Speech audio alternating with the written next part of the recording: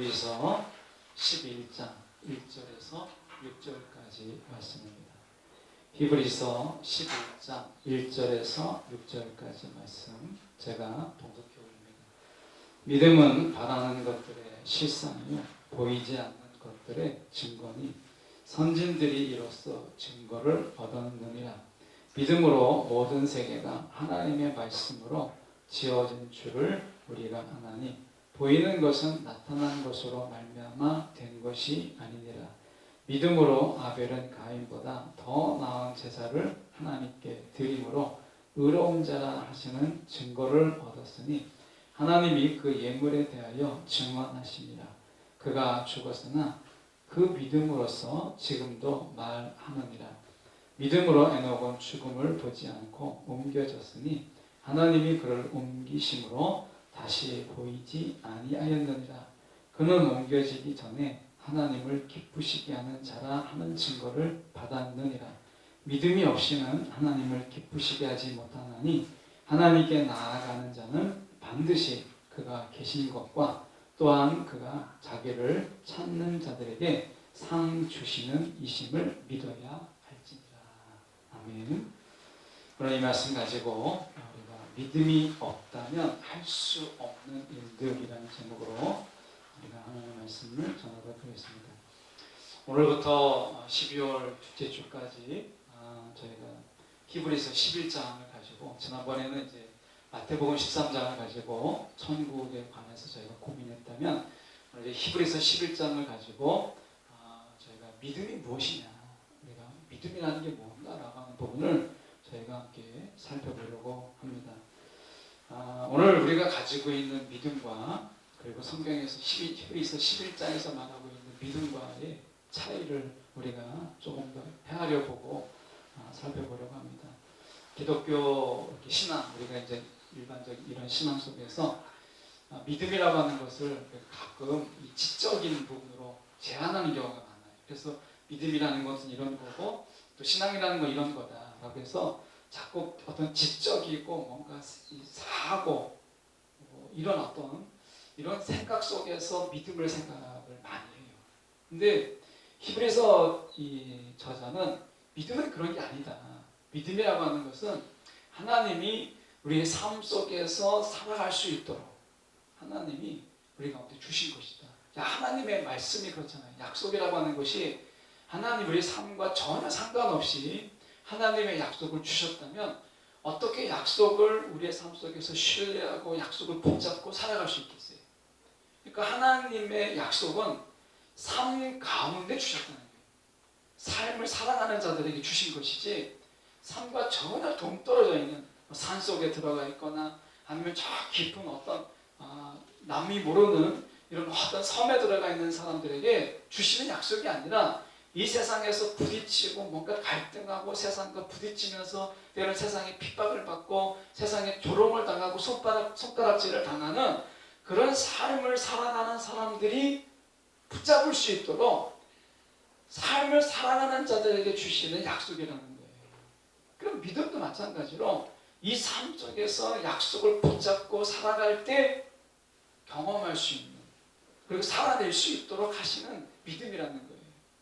그 삶과 떼어낼 수 없고 이 땅의 삶의 버거움과 동떨어진 믿음이 아니라 이 삶 속에서 살아낼 수 있는 믿음이라는 거죠.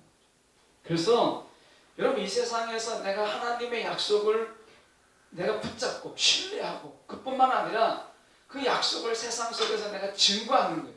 하나님이 우리 가운데 베푸신 이적과 표적과 또는 우리가 하나님의 기적들이 있잖아요. 그것이 아니라도 치유가 있고 하나님 회복이 있잖아요. 이것을 가지고 세상에 내가 증거하는 거예요. 그렇게 증거하다가 나를 하나님이 성숙하게 하는 것, 이것을 믿음이라고 하는 거예요. 그래서 저희가 11장을 통해서 오늘 하나님이 말씀하시는 믿음, 이 믿음을 저희가 고민해 보려고 합니다. 먼저 1절을 잠깐 볼까요? 보면 믿음은 바라는 것들의 실상이며 보이지 않는 것들의 증거다. 너무 잘 알고 있는 말씀이죠. 믿음은 바라는 것들의 실상이다. 근데 이 실상이라는 말이 우리가 다르게 풀어보면 확신이다라는 거예요. 그러니까 믿음은 바라는 것들의 확신이고 보이지 않는 것들의 증거다라는 거예요. 여러분, 우리가 생각해 볼 때 로마서 8장 24절에 보면 우리는 이러한 소망으로 구원을 받았습니다. 눈에 보이는 소망은 소망이 아닙니다. 눈에 뻔히 보이는 것을 소망하는 사람은 없어요. 아브라함이, 우리가 믿음의 조상이라고 하는 아브라함이 하나님의 부르심을 받은 게 75세입니다. 75세 때 아브라함이 하나님의 부름을 받아요. 그리고 이삭을 낳은 게 100세 때 낳아요. 그러니까 25년이잖아요. 25년 동안 그러면 아브라함이 잠잠히 그냥 온전히 하나님을 바라봤느냐? 믿음의 조상인 아브라함은 적어도 75세에 부름받아서 25년 동안 정말 하나님만 온전히 바라봐야 정말 믿음의 조상이라고 우리가 말할 수 있는데 아브라함이 그렇게 하지 못해요. 아브라함이 이제 나이가 75세인데 건강을 점점 잃어가요. 자식을 낳을 수 있는 나이가 점점 멀어져요. 자기만 그런 게 아니라 아내가 그래요. 그럴 때 아브라함이 하나님께 제시하죠. 내 종이 하나 있는데 이 종이 내가 아들처럼 귀하게 여기니까 이 아들을 이 종을 내 아들이라 여기고 나의 믿음의 후손으로 믿음의 자손으로 삼아달라 하나님께 얘기하니까 하나님이 아니다. 네 몸에서 난 자가 너의 약속의 자녀다 라고 얘기하잖아요. 또 기다립니다. 아니 기다려도 소식이 없는 거예요. 또 어떻게 해요? 다시 종 하갈, 사라의 종 여종인 그 하갈을 다시 아브라함에 들어가게 해서 이스마엘을 낳죠. 하나님이 이스마엘을 이제 약속의 자녀로 허락하셨습니까? 안 하셨잖아요. 100세에 낳은 이삭을 하나님이 약속의 자녀로 허락해 주셨어요. 그게 25년이에요. 25년을 믿음의 조상이라고 하는 아브라함이 제대로 온전히 하나님을 바라보면서 기다리지 못했다는 거예요. 사람이 제일 못하는 게 뭐냐면 기다림이에요. 약속을 기다리는 거예요. 여러분 기다림을 잘하십니까? 아마 여기 있는 분은 아마 저나 여러분이나 기다림을 제일 못하는, 이 시대 특히 이 시대는 정말 기다림이 정말 어려운 시대예요.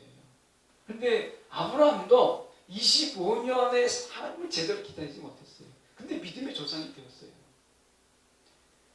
여러분 우리도 그렇고 아마 신앙의 선조들도 그렇고 이 기다림이 참 어려운 거거든요.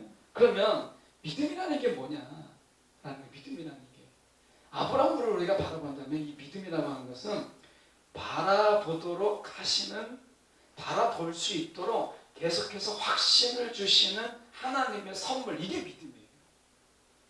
그러니까 믿음은요 자랑할 게 못 돼요. 믿음은 자랑하는 게 아니라 믿음은 감사하는 거예요. 오늘 추수감사주일인데요. 여러분 믿음은 자랑하는 게 아닙니다. 왜요? 이건 하나님이 주신 거니까. 믿음은 감사하는 거예요. 감사. 오늘 믿음이 이 자리에 있으니까 여러분 이 자리에 오신 거잖아요. 하나님 내가 여기 올 만한 믿음을 주신 거 감사합니다. 믿음은 감사하는 거예요. 왜요? 우리는 다 바랄 수 없는, 그러니까 뭔가를 바라본다라는 것을 정말 못하는 사람들인데 아브라함이 그랬던 것처럼 하나님 우리를요 뭔가를 바라보고 소망하는데 하나님이 확신을 주는 거예요. 확신. 조금만 더 기다려라. 확신을 주는 거예요. 그래서 하나님이 바라볼 수 있도록 하시는 것. 하나님 확신을 주셔서 바라볼 수 없는 가운데 바라볼 수 있도록 하시는 것이 믿음인 거예요. 그래서 믿음은 내가 믿는 게 아니라 하나님이 믿게끔 하시는 거예요. 하나님. 자, 보이지 않는 것의 증거라고 했어요. 여러분 보이지 않으면 우리는 금방 실망하고 금방 낙심하잖아요. 보이지 않으면. 그게 우리잖아요. 우리가 보이지 않으면 금방 실망하고 금방 낙심해요. 그래서 자꾸 보이는 걸 쫓아가는 거예요. 왜 이스라엘이 가나안 땅에 들어갔을 때 가나안의 그 우상들을 왜 섬겼느냐? 우리가 볼 때는 참 미련하고 어리석어 보이죠. 그런데 사람은요 보이지 않는 것을 쫓아간다는 것, 보이지 않는 것을 바란다는 것은 정말 어려워요. 이게 약한 거예요. 그래서 눈에 보이는 바알의 신상, 아세라의 신상, 뭔가 목상들, 보이는 것을 쫓아가는 거예요. 하나님은 보이지 않잖아요. 그래서 하나님이 보이지 않는 것을 쫓아가는 우리들이 약함을 아시기 때문에 하나님이 증거를 주시는 거예요. 기적을 베풀지요. 때로는 이적을 베풀지요. 하나님께서 우리 가운데 회복을 주시죠. 도움을 주시죠. 피할 길을 예비하시고 건강을 주시고 귀신을 내어쫓기도 하고 우리 가운데 어려운 가운데 하나님이 정말 우리 가운데 어렵다 할 때 하나님이 필요한 것을 채우시는 거예요. 이런 일들을 왜 하나님이 경험하게 하시느냐? 보이지 않는 것을 쫓아간다는 것이 우리가 약함을 알기 때문에 증거들을 주어서 하나님이 계속해서 그 보이지 않는 것을 쫓아갈 수 있도록. 이 궁극적인 게 뭔지 아십니까? 이게 우리가 바라는 것들인데 보이지 않아요. 보이지 않는 것들을 쫓아가요. 그게 누구예요? 하나님이에요. 하나님은 보이지 않아요. 하나님께서 우리 가운데 믿음을 주셔서 하나님을 바라보게 하는 거예요. 하나님. 이게 믿음이에요. 하나님 우리 가운데 왜 믿음을 주시느냐? 오늘 저희가 말씀을 통해서 보려고 하는 거예요. 적어도 하나님은 우리 가운데 내가 믿는 게 아니라 하나님이 나를 믿게 하셨다. 확신을 주신 이가 하나님이시고 증거를 주신 이가 하나님이시다. 왜요? 바라볼 수 있도록. 보이지 않는 가운데 하나님을 바라볼 수 있도록 하시기 위해서 하나님께서 우리 가운데 확신과 증거를 주시는 거예요. 우리 가운데 그렇게 믿음으로 나아갈 수 있도록. 그래서 내가 믿는 게 아니라 믿게 하시는 거예요. 그래서 믿음은 자랑할 게 없어요. 나는 믿음이 좋다. 믿음이 좋은 믿음, 큰 믿음 이렇게 얘기해도요. 다 하나님이 그렇게 하신 거예요. 그냥 감사할 뿐인 거예요. 자랑할 게 없어요. 2절에 보십시오. 선진들이 이로써 증거를 얻었느니라. 선진들이 앞선 믿음의 선배들이 이로써 증거를 얻었다고 했는데 이 증거는 어떤 거냐? 하나님을 경험하고 체험함을 통해서 가지게 되는 간증, 증언. 이 간증과 증언을 통해서 그들에게 증거를 주신 거예요. 자, 우리가 에베소서 3장 19절의 말씀을 제가 쉬운 성경으로 봉독해 올리면, 자, 그리스도의 사랑을 어느 누가 잴 수 있습니까? 자, 그리스도의 사랑이 얼마나 큰지, 얼마나 넓은지 여러분 잴 수 있는 사람이 있어요? 아무도 없어요.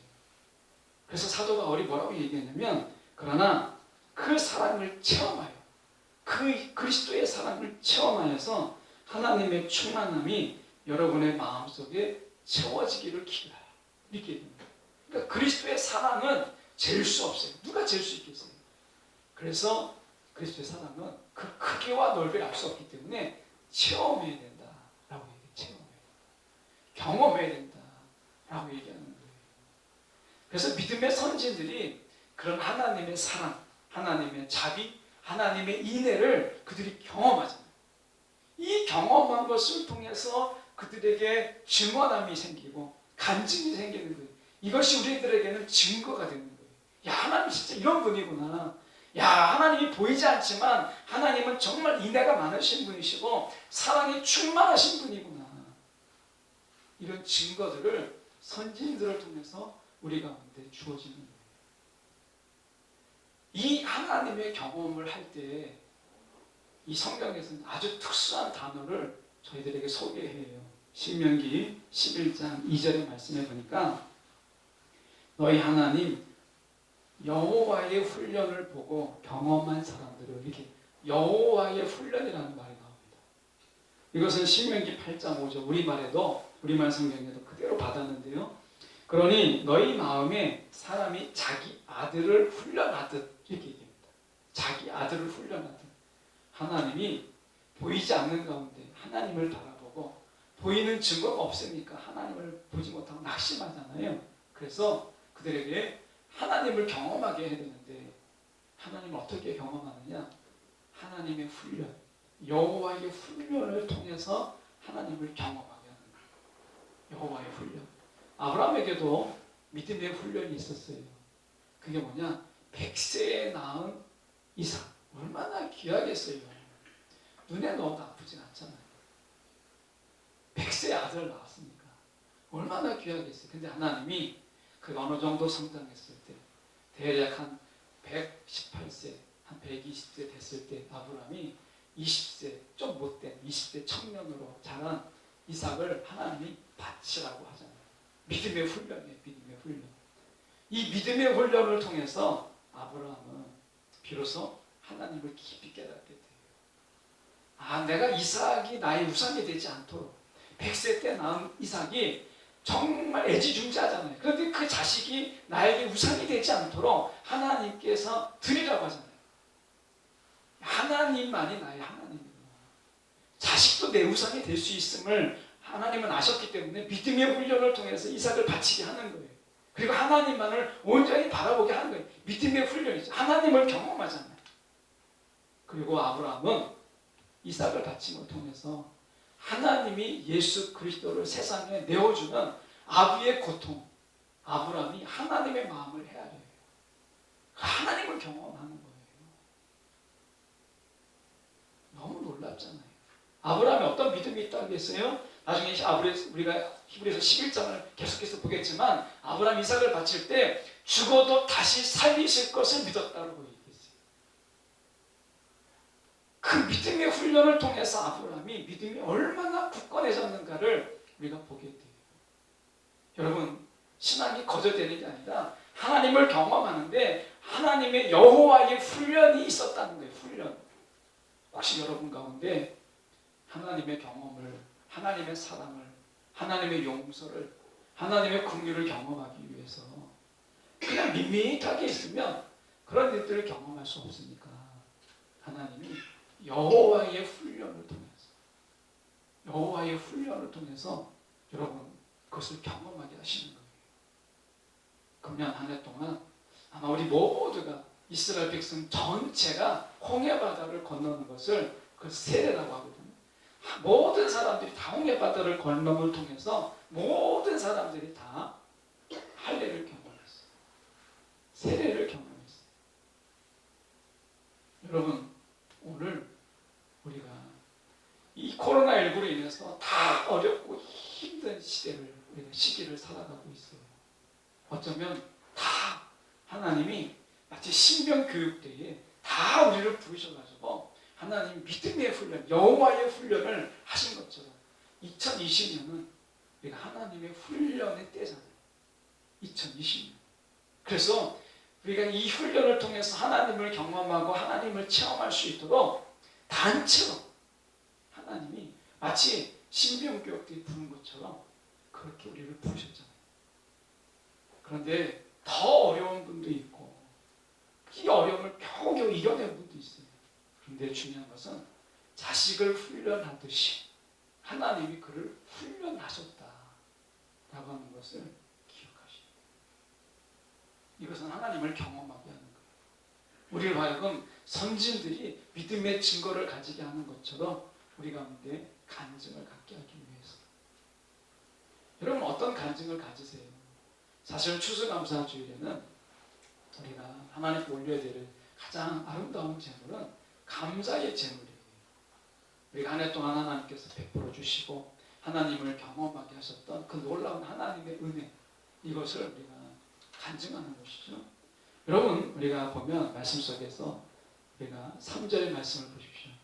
하나님이 어떤 분이신가 놀랍게 말씀하세요. 우리가 3절에 보면 믿음으로 모든 세계가 하나님의 말씀으로 지어준 줄을 우리가 아나니 이렇게 얘기합니다. 자, 하나님은 세상을 지을 때 말씀으로 세상을 지으셨는데 하나님은 말씀으로 지었다는 것보다 더 중요한 게 뭐냐면 무에서 유를 창조했다라는 거예요. 무, 없음 무자, 아무것도 없는 가운데 있게 하셨다라고 하는 거예요.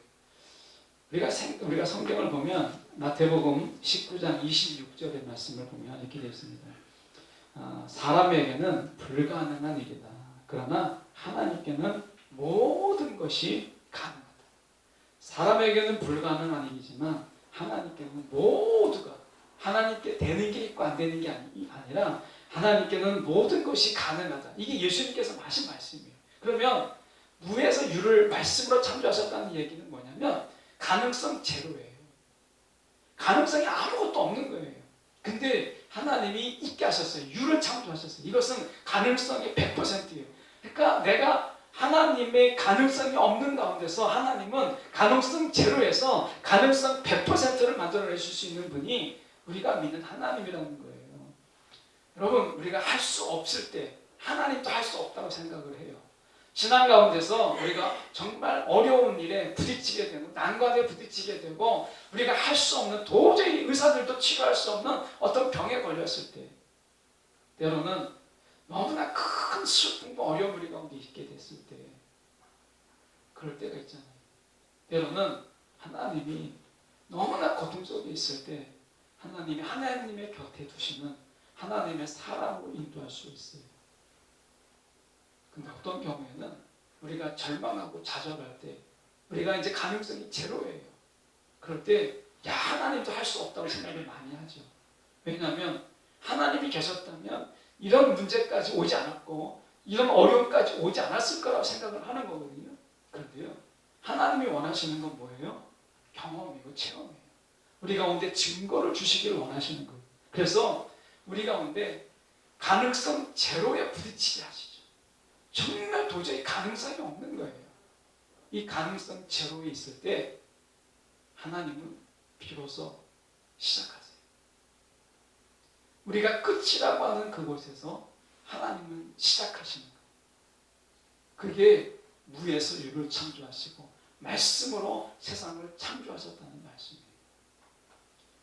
여러분 우리가 이 하나님이 우리와 함께 하셔서 우리 가운데 확신을 주시고 우리 가운데 증거를 주시는 거예요. 여러분이 지금 부딪히고 있는 어려움이 무엇입니까? 아무리 계산해보고 계산기 두들겨 봐도 가능성이 제로인 상황일 때 우리는 절망하지.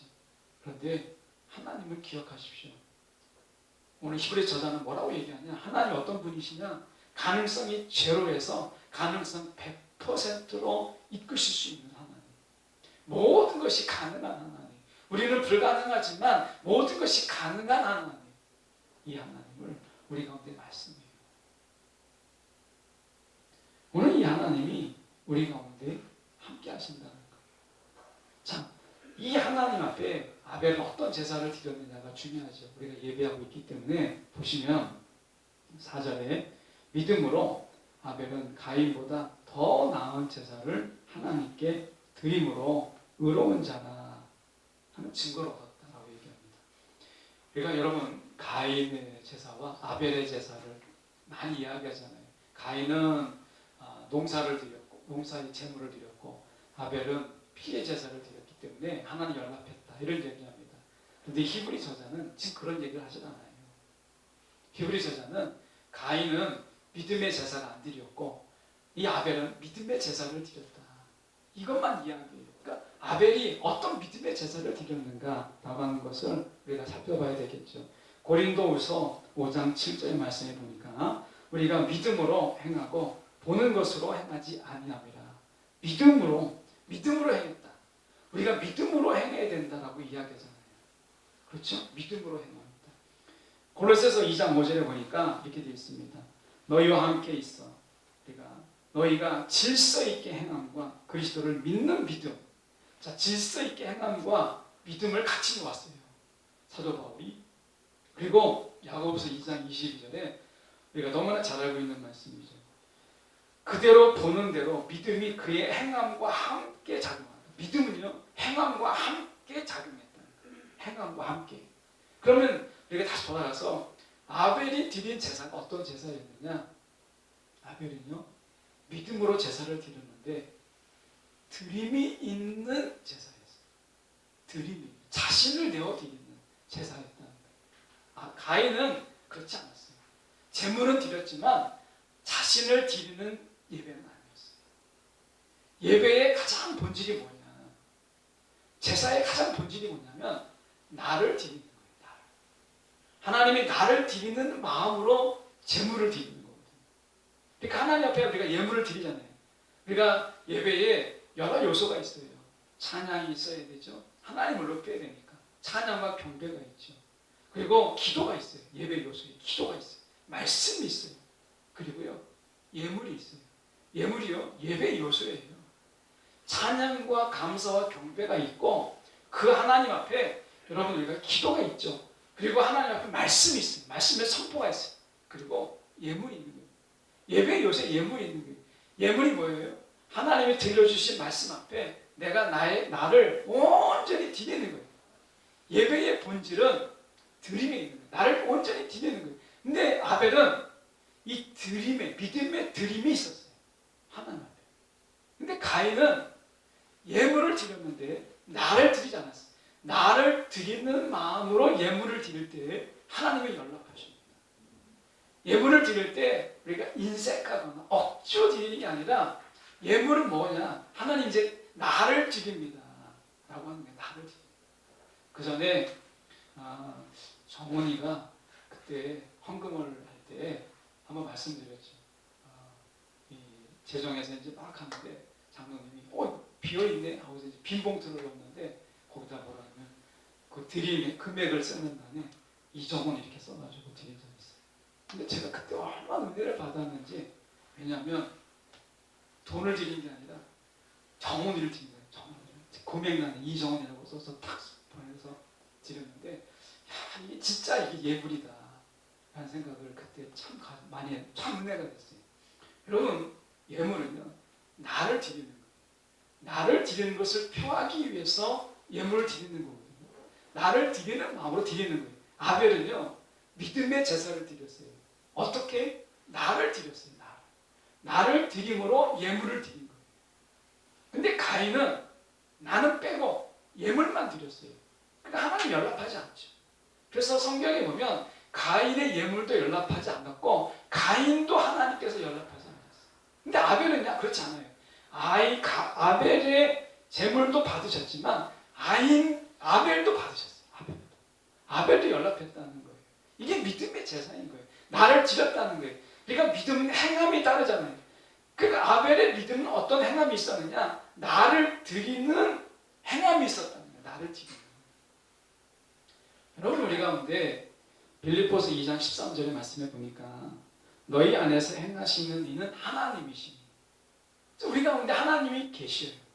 그리고 우리 안에 하나님이 계셔서 우리를 하나님께 온전히 드리도록 하는 이 마음을 주시잖아요. 아벨은 이걸 온전히 따랐어요. 믿음으로 자신을 하나님께 온전히 내어드렸어요. 근데 가인은 재물만 드렸어요. 이걸 우리가 외식이라고 하는 거예요. 하나님은 우리의 심중을 보세요. 그래서 내가 가인처럼 나는 빼고 예물만 드렸는지, 아벨처럼 나를 드리는 마음으로 하나님 앞에 내가 예물을 드렸는지를 구분하세요. 그래서 아벨은 믿음의 제사를 드렸고 하나님이 그것을 받으신 거예요. 오늘 하나님이 우리 가운데 믿음을 주셨잖아요. 이 믿음으로 우리가 하나님 앞에 이 믿음이, 하나님이 믿음을 가만히 보세요. 하나님은요 우리 가운데 믿음을 주시기 위해서 모든 걸 내어주셨어요. 독생자 아들 예수 그리스도까지 우리 가운데 믿게 하기 위해서, 믿음을 주시기 위해서, 보이지 않는 가운데 확신을 주시기 위해서 하나님은 모든 것을 다 내어주셨어요. 아벨은 거기에 반응으로 자신의 모든 것을 드린 거예요. 이게 믿음이에요. 여러분, 내가 하나님이 우리로 하여금 확신을 주시고 보이지 않는 가운데 증거를 주실 때 그냥 증거만 주고 그냥 확신만 주는 게 아닙니다. 하나님이 모든 것을 내어주셔야 여러분 확신해지는 거예요. 십자가를 보십시오. 예수님 십자가 볼 때 아들 예수 그리스도를 십자가에서 정말 죽었잖아요. 죽은 척한 게 아니라 아들을 온전히 내어줄 때 사랑의 확증이 되었다라고 얘기합니다. 보이지 않는 가운데 확신을 줄 때는요 하나님도 모든 것을 내어줄 때 가능한 거예요. 아벨은 이걸 알았기 때문에 자신을 내어주는 예물을 드린 거예요. 그게 믿음이라고 이야기하고 있는 거예요. 여러분, 우리 가운데 믿음의 반응이 무엇이냐? 우리 가운데 보이지 않는 어떤 확신, 보이지 않는 가운데 실상이요. 그리고 어떤 바라는 것의 실상이고 보이지 않는 것의 증거로 주시기 위해서는 하나님이 모든 것을 내어주셨다. 그렇게 함으로 해서 우리는 믿게 하신 거예요. 그럼 우리의 반응이 뭐예요? 아벨처럼 나의 모든 것을 다 내어드리는 거죠. 이게 아벨의 믿음이었다라고 이야기하는 거예요. 하나님이 에녹을 이야기하세요. 에녹은 참 중요한 인물인데 5절에 보니까 이렇게 얘기합니다. 믿음으로 에녹은 죽음을 보지 않고 옮겨졌으니 하나님이 그를 옮기심으로, 그러다가 하반절에 보시면 그가 하나님을 기쁘시게 하는 자, 이게 하나님을 기쁘시게 하는 자. 그러니까 아벨도 믿음으로 그가 반응을 해서 자신을 드리는 삶을 살았던 것처럼 에녹은요 또 다른 측면에서 믿음의 삶을 살았던 사람이에요. 에녹이 어떤 사람이었느냐? 창세기 말씀에 보니까, 창세기 말씀에 5장 21절에서 24절까지가 에녹에 관한 이야기거든요. 근데 자 보십시오. 에녹은 창세기 말씀 속에서 하나님과 동행하였더라, 하나님과 동행하였더라, 하나님과 동행했더라 이렇게 나옵니다. 그러니까 히브리어에는 창세기에는 히브리어로 되어 있잖아요. 고대 히브리어로. 근데 거기에 보니까 에녹이 하나님과 동행했다 이렇게 되어 있습니다. 근데 시대가 흘러서 사람들이, 우리가 한자를 잘 모르잖아요. 저 같은 경우 한자 세대는 잘 모르고 저희 다음 세대는 더 모르잖아요. 이제 옛날에는 한자로만 썼었는데 시대가 흘러서 이제 한글만 쓰는 것처럼 이스라엘 사람들도 히브리어를 잊어버리기 시작했어요. 이제 구약이 히브리어로 됐는데 잃어버리고 이제 헬라어로 쓰는 거예요. 로마가 세상을 정복하다 보니까 다 헬라어를 쓰는 거예요. 헬라가 너무 어려우니까 이제 이스라엘 사람들이 히브리어와 헬라어 중간에 언어가 있는데 이걸 아람어라고 그래요. 아람어를 쓰는 거예요. 그래서 이제 고대 히브리어를 다 잊어버렸어요. 이스라엘 사람들라도 구약을 읽을 수 없게 된 거예요. 이들을 도와주기 위해서 70인경 또는 70인역이라고 해서 중간에 구약의 히브리어를 신약의 헬라어로 번역을 해놓은 게 있어요. 헬라어로 구약을 번역한 거예요. 여기에 보니까 뭐라고 번역이 되어 있냐면 에녹이 하나님과 동행했다라는 말을 에녹이 하나님을 기쁘시게 하더라, 에녹이 하나님을 기쁘시게 하더라 이렇게 번역을 했어요. 자, 그런데 놀랍게도 히브리 저자는 창세기 원래에 있는 히브리어로 에녹이 하나님과 동행하더라라고 써야 되는데 오늘 히브리 기자는 어떻게 썼냐면 에녹이 하나님을 기쁘시게 하더라라고 하는 70인역을 그대로 이용했어요. 제가 만약에 히브리 저자라면 창세기 원래에 있는 대로 에녹이 하나님과 동행하더라라고 썼어야 되는데 지금 성경을 보십시오. 하나님을 기쁘시게 하는 자. 이게 동행이라는 뜻이거든요. 이것을 70인역의 번역을 그대로 옮겨왔어요. 이 말은 그 번역이 정확했다. 이 해석이 지금 지지해 주는 거예요. 그러면 우리가 6절에 보시면 믿음이 없이는 하나님을 기쁘시게 못하나니 이렇게 되어 있잖아요. 자, 하나님을 거꾸로 이야기하면 하나님을 기쁘시게 하는 게 뭐예요? 동행하는 거예요. 에녹이 그렇게 했던 거죠. 하나님과 동행하는 거예요. 이게 하나님을 기쁘시게 하는 거예요. 마가복음에 보면 예수님이 제자들을 부르셨는데 예수님의 3대 사역이라는 게 있습니다. 그래서 복음을 전파, 가르치시고 치유하시고 이게 예수님의 3대 사역이에요. 선포하시고 전파하시고 가르치시고 치유하시는 게 예수님의 3대 사역인데 그 3대 사역을 하기 전에 제자들을 부르신 이유가 무엇이냐면 제자들과 함께 하자. 제자들과 함께 하셨다. 그러니까 예수님이 제자를 부르신 이유가 무엇이냐면 함께 하기 위해서 부르신 거예요. 에녹이 하나님을 기쁘시게 하셨는데 막 세상에서 엄청난 성공을 하거나 엄청난 승진을 하거나 돈을 많이 벌거나 아니면 위대한 업적을 남기거나 높은 지위에 이르거나 이런 게 아니라는 거예요. 에녹은 하나님을 기쁘시게 했는데 아주 간단했어요. 하나님과 동행했어요. 하나님과 그냥 함께 했어요. 그랬더니 하나님이 기뻐하셨다는 거예요. 자, 하나님 우리 가운데 왜 믿음을 주셨어요? 우리가 믿게 하신 거죠. 하나님이 우리를 왜 믿게 하셨어요? 보이지 않는 하나님, 바라볼 수 없는 하나님, 하나님 영이시니까 그 하나님을 바라보도록, 그 하나님을 우리가 바라볼 수 있도록 우리 가운데 믿음을 주신 거예요. 믿음을. 그래서 우리 가운데 왜 믿음을 주시느냐? 하나님이 하나님 영이시니까 바라볼 수 없잖아요. 그 하나님을 바라보고 그 하나님을 우리가 동행하라고, 하나님과 함께하라고 우리에게 믿음을 주신 거예요. 근데 우리 믿음 가지고 뭐 하죠? 막 믿습니다 해가지고 내가 쟁취하고 성취하고 이루고 내가 소망하는 것을 이루는 거. 탐하고 남의 것을 빼앗아 소유하고 남을 짓누르고 내가 그 대신 그 자리에 일어서는 것, 이런 것을 이루기 위한 믿음을 사용하잖아요. 하나님이 믿음을 주신 것은 그렇게 하라고 믿음을 주신 게 아니라는 거예요. 남들과 경쟁해서 막 이기라고 이렇게 믿음을 주신 게 아니라 우리 가운데 믿음을 주신 이유가 무엇이냐? 하나님과 동행하라. 오늘 제목이, 여러분, 우리가 믿음이 없으면 할 수 없는 일들이 있어요. 그러니까 믿음 없이도 할 수 있는 일들을 위해서 믿음을 주신 게 아니라는 거예요. 믿음 없어도 할 수 있는 일들이 있잖아요. 거기에 믿음을 사용하지 말고 믿음이 없으면 도저히 할 수 없는 것. 그게 뭐예요? 오늘 6절에 믿음이 없이는 하나님을 기쁘시게 하지 못하나니. 믿음이 없으면요, 하나님을 기쁘시게 못해요. 내가 믿음 없이 성공해도 여러분 하나님이 기뻐하지 않으십니다. 내가 믿음 없이 내가 하나님 앞에 정말 열심히 살아도 하나님은 기뻐하지 않으세요. 믿음이 있어야만 할 수 있는 일들을 하라는 거예요, 하나님께서. 그래서 믿음을 주신 거예요. 믿음이 없으면 할 수 없는 일들, 믿음이 아니고서는 할 수 없는 일들을 우리 가운데 매진하라는 거예요. 그게 뭐겠어요? 하나님과 함께하는 거예요. 그게 동행하는 거예요. 그 일을 하라는 거예요, 하나님께서. 이게 믿음을 주신 이유예요.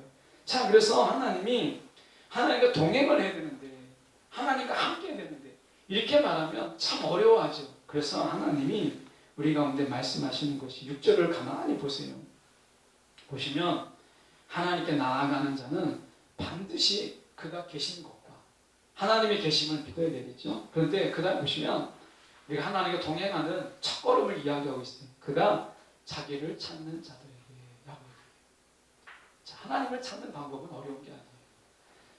아마 이제 그 자녀들을 길러보면 자녀들이 어릴 때 제일 먼저 하는 말이 여러 말 이렇게 옹알이를 막 하잖아요. 그러다가 좀 지나면 엄마라는 말을 해요. 엄마. 그러면 그 엄마가 듣는 그 아이가 엄마라고 부를 때 어떠죠? 이거는 정말 반가운 소리인 거예요. 이보다 더한 게 없는 거예요. 그래서 좀 지나면 이제 좀 더디지만 아빠라는 말을 해요. 엄마라는 것보다 아빠가 더 어렵잖아요. 아빠라는 말을 하면 이 아이가 아빠라는 말 앞에 정말 막 너무 세상을 다 얻은 것 같은 거예요. 그러니까 하나님이 하나님을 찾는데 어렵게 말씀하지 않으세요. 하나님을 찾는 방법은요, 그냥 아버지, 하나님 아버지라고 부르는 거예요. 여러분, 이거 믿음이 없으면요, 이거 도저히 하나님을 아버지라고 부를 수가 없어요. 믿음이 없이는 못하는 거예요. 믿음이 있는 것은, 믿음이 있으면 너무 쉬운 거예요. 근데 하나님은 그걸 하라는 거예요. 믿음이 있지만 너무 쉬운 거, 믿음이 있으면 너무 쉽지만 우리가 안 하는 것들이 있어요. 하나님을 부르지 않아요. 제가 기독신문을 하나 보니까, 기독교 관련 신문을 보니까 종교인들 중에 10명 중에 4명은 기도조차 안 한다는 거예요. 4명. 기도조차 안 한다는 거예요. 이 말은 뭐예요? 하나님, 아버지라는 말도 부르지 않고 산다는 거예요. 10명 중에 4명이. 이 숫자가 더 많아지지 않겠어요? 여러분, 하나님이 믿음이 없으면 말하지도 않아요. 근데 믿음이 있으면 너무 쉬운 것들, 그거 하라는 거예요. 아버지, 하나님 아버지. 삶 속에서 아버지라고 하면 자녀가 아버지를 부를 때 얼마나 반가워요. 아버지라고 부르는 거예요. 그러니까 아버지, 아버지. 이 아바가 아빠잖아요. 아빠라고 부르는 거예요. 아버지라고 부르는 거죠. 그러면 그게 하나님이 기뻐하시는 거예요. 내가 하나님과 동행하는 거예요. 여러분, 믿음을 주신 이유를 아셔야 돼요. 하나님과 함께하라고, 하나님을 부르라고, 하나님을 아버지라고 부르라고 우리 가운데 믿음을 주신 것이잖아요. 근데 믿음이 없어도 할 수 있는 일들을 가지고 우리가 믿음을 사용하는 거예요. 믿음 없어도 얼마든지 할 수 있는 일들이 많거든요. 그런 일들에 매진하는 거예요. 하나님은 우리 가운데 분명히 말씀하세요. 하나님 우리에게 믿음을 주시기 위해서 자신의 모든 것을 내어주셨잖아요. 그 믿음을 가지고 믿음 없이도 할 수 있는 일들에 매진한다면 하나님이 기쁘시게 하는 게 아니라 하나님을 슬프게 하는 거죠. 여러분, 믿음이 있으면 쉬운 일들, 그러나 믿음이 있어야만 할 수 있는 일들이 있어요. 그게 하나님을 기쁘게 하는 것이고, 에녹으로 본다면 하나님을 기쁘게 하는 것은 하나님과 동행하는 거예요. 하나님이 함께 하시기 위해서 믿음을 주신 거예요. 예수님이 이 땅에 오셔서, 우리가 예수님이 이 땅에 오실 때 뭐라고 말씀하셨어요? 이름을 임마누엘이라, 하나님 우리와 함께 하신다 라는 거예요. 이게 믿음을 주신 이유예요. 우리 가운데 믿음이 있으면 너무 쉬운 일들, 근데 우리가 정작 우리들이 그 일을 너무 가볍게 여기는 거예요. 하나님의 기쁨은 거기에 있는데, 오히려 우리는 믿음이 없어도 할 수 있는 일들을 막 열심을 내면서 그게 하나님을 기쁘게 하는 일이라고 생각하는 거예요. 이것이 하나님을 슬프게 하는 거예요. 저와 여러분이 오늘 삶 속에서 여러분 기억하십시오. 믿음이 없이 할 수 있는 일들을 말고, 믿음이 없으면 할 수 없는 일들에 마음을 쏟아라. 하나님이 우리 가운데 말씀하잖아요. 그래서 우리가 말씀의 6절에 그 하반절에 보시면 그가 자기를 찾는 자들에게 상 주신다는 거예요. 자기를 찾는 자들. 찾기만 해도, 아버지라고만 해도 여러분 너무 쉬운 거잖아요. 하나님이 우리 가운데 지금 말씀하시는 게 무엇이냐면, 이걸 한마디로 이야기하면 일종의 딸 바보, 아들 바보 그런 거예요. 우리가 아들들, 딸 이렇게 있을 때 딸이 아빠라고 했을 때 막 아빠가 어떻게 할 줄을 모르잖아요. 이뻐가지고 하나님이 우리 가운데 딸 바보요, 아들 바보로 아버지는 그렇게 계시는 거예요. 그냥 아버지라고만 해도 너무 기뻐하시는 거예요. 여러분, 오늘 삶 속에서 믿음이 없어도 할 수 있는 일들에 열심을 내셨다면 여러분 내려놓으시고, 믿음이 없이는 할 수 없는 일들, 하나님을 기쁘시게 하는 것, 하나님을 하나님이라고 부르고 하나님을 아버지라 부르고 하나님 앞에 우리가 더 가까이 나아가는 것, 여러분 그 일에 더 힘을 쏟고 또 우리가 하나님 앞에 마음을 기울일 수 있는 저와 여러분의 삶이 되기를 간절히 소망합니다. 기도하겠습니다.